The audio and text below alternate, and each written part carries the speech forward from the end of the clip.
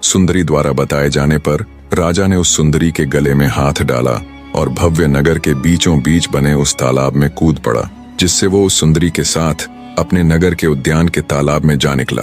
वहां अपनी प्रिया के साथ आए राजा को उद्यान के मालियों ने देखा और प्रसन्न होते हुए उन्होंने मंत्री दीर्घदर्शी को इस बात की सूचना पहुंचाई।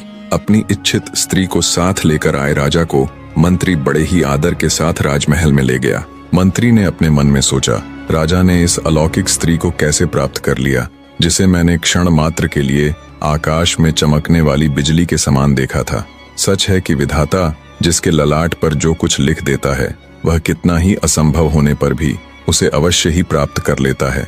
फिर भी मंत्री ने जब राजा से उस सुंदरी को प्राप्त करने के रहस्य के बारे में पूछा, तो राजा ने बड़ी प्रसन्नता पूर्वक सब बतला दिया और बोला, अपनी प्रिया को मैं इतने कष्ट उठाकर यहाँ लाया हूँ, अब वह हमेशा यहीं रहेगी।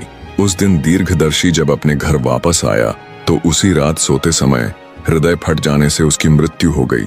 इतनी कथा सुनाकर चौथा दरवाजा बोला, बताओ लड़की, राजा यशकेतु का उद्धार होने पर भी उसके महामंत्री दीर्घदर्शी का हृदय क्यों विदीर्ण हो गया?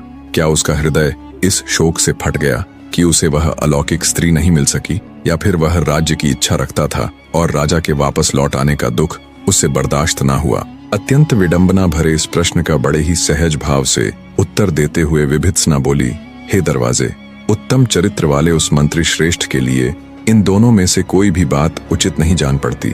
इसके विपरीत उसने यह सोचा होगा कि जो राजा केवल साधारण स्त्री में लिप्त होकर राज्य को भूल गया था, अब उस अलौकिक स्त्री के आने पर उसका हाल क्या होगा।